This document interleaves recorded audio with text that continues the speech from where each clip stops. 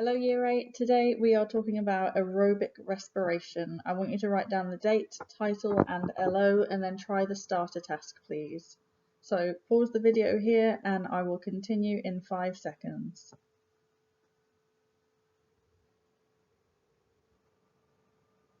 Okay, so the starter task. 2 people who have similar levels of fitness are going to run a marathon.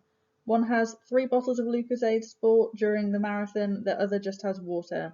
Who is going to have more energy and do better during the marathon and why? So the person with the Lucozade will have more energy during the marathon because Lucozade has a lot of sugar in it and we need that for energy, and that is what we're going to be talking about today. So first of all, we're going to look at inhalation versus exhalation. So you'll remember from a few lessons before we broke up for Christmas, we were doing about the breathing system, the respiratory system. And inhalation is when you breathe in, exhalation is when you breathe out. But you can see from these pie charts that what we breathe in is different to what we breathe out. So we breathe in the same 3 things and we breathe out the same 3 things, but in different quantities. So what I want you to do is look at the pie charts and make 3 comparisons about the air breathed in compared to the air breathed out, and see if you can figure out why it's different. Okay, so pause the video here and I will continue in 5 seconds.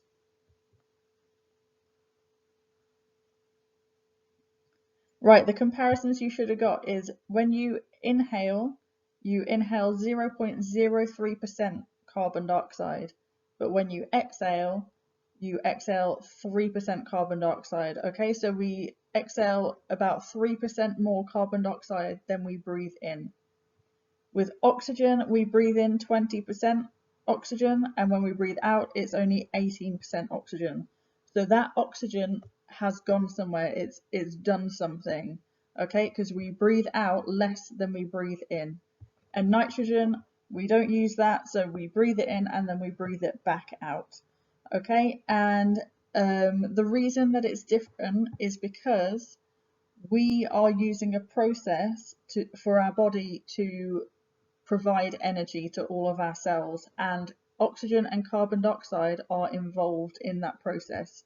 So the oxygen we breathe in is used in that process, and during it carbon dioxide is created and we breathe that extra carbon dioxide out, and that's what we're talking about today. So what do we need energy for? We need energy for movement, for warmth, and for making larger molecules from smaller molecules.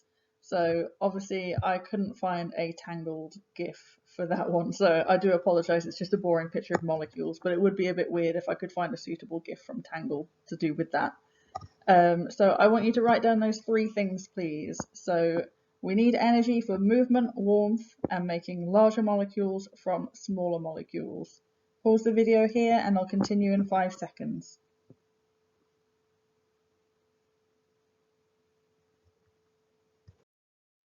Right, respiration. Respiration is the process that the body uses to release energy from digested food. So that is very, very important that you know that definition. I want you to write that down, please. So respiration is the process that the body uses to release energy from digested food. So from the previous slide that we know that we need energy for movement and keeping warm and creating larger molecules from smaller molecules. So if we didn't respire, none of us would be alive, okay? Respiration is fundamental for life. So the process that the body uses to release energy from digested food. And this here is the formula for respiration. And you need to know this off by heart. So write down this formula, please, and include the plus energy at the end, but write it in a different colour.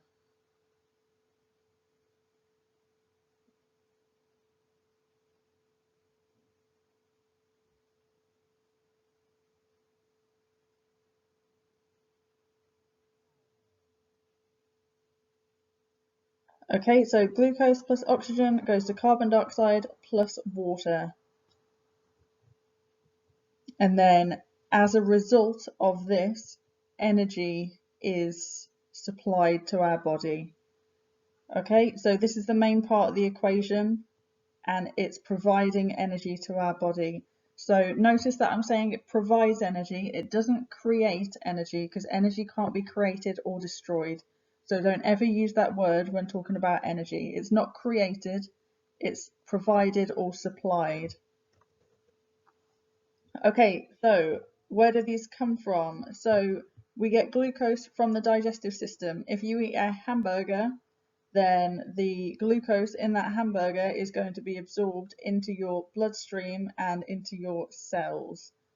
Okay, so glucose comes from the digestive system. Oxygen comes from when we breathe in, so we breathe in oxygen. Carbon dioxide is a waste product, it's actually toxic, so we exhale it. And water is also a waste product that is exhaled. So if you breathe onto a mirror or onto a window, then you're going to see condensation. The reason that condensation is there is because when we're breathing out, there is water vapor in our breath. Okay, so this is where the reactants come from, and this is where the products go. Remember, reactants are what's on the left side of the arrow, and products are what's on the right side of the arrow. And then using this process, it provides energy, which is useful. That is what we need. So this process happens in every single cell in your body. Okay, every single cell in your body needs to respire. So get all this information down, and I will continue in 5 seconds.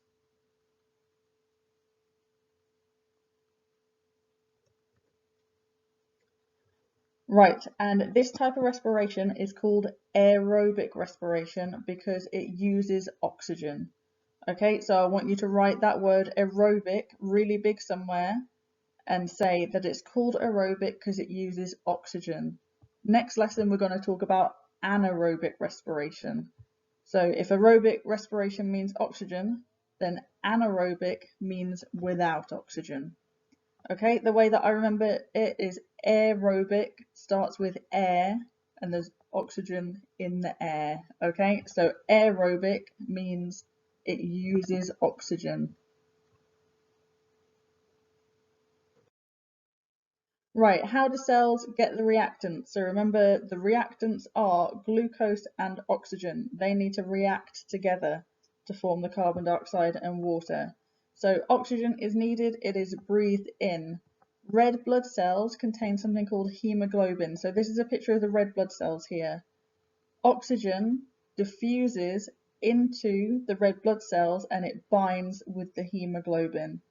And then this is transported throughout the body.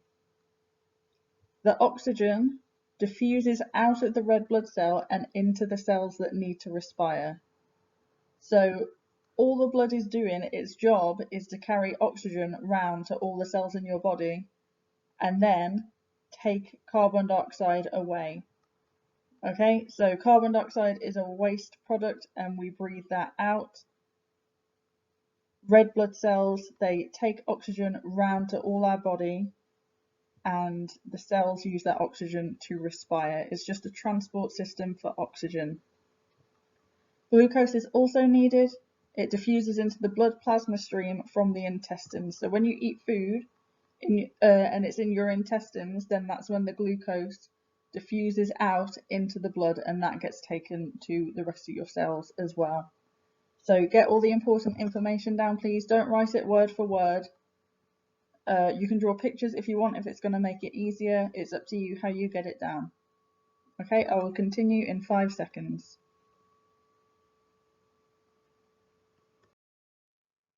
Right, what I want you to do now is I want you to match the word to its correct meaning. Take as long as you need. So pause the video here and I will continue in 5 seconds.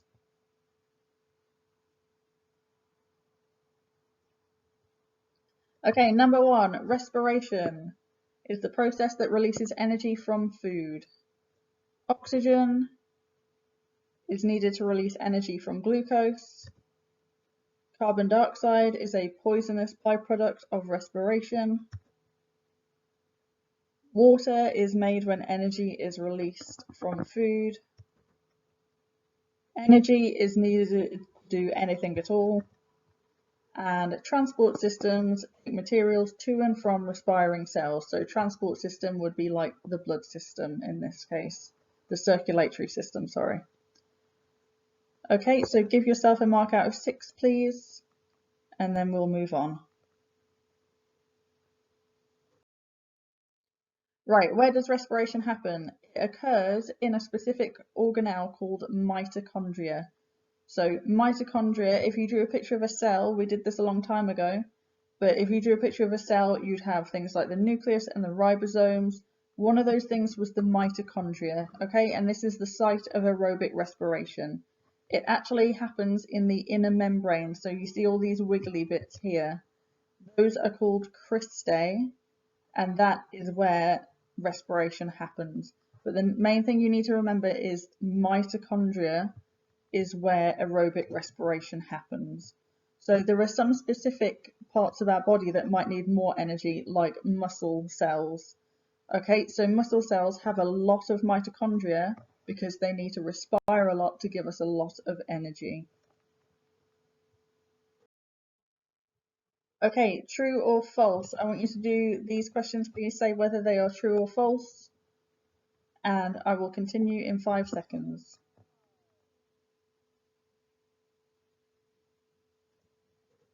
Okay, answers. So respiration means breathing. That is false. You breathe in oxygen for respiration, but respiration isn't that. Respiration is what's happening in your mitochondria in your cells to provide energy. Okay, so respiration does not mean breathing. Respiration occurs in all body cells. That is true. Respiration gives out oxygen. That is false. You need oxygen for respiration to occur. It doesn't give it out. Carbon dioxide is used up by respiration. That is false. Carbon dioxide is given out by respiration, not used up. Respiration is a chemical process that releases energy. That is true. Plants do not respire. That is false. Plants respire too. Remember, all living things need to respire. Plants are alive, therefore they need to respire. Okay, here are some more true or false questions for you. So, respiration releases energy from glucose. Oxygen is needed for respiration in humans. We die without oxygen because we can't respire. People do not respire while they are asleep. So I want you to say whether these are true or false, please. So pause the video and I'll continue in 5 seconds.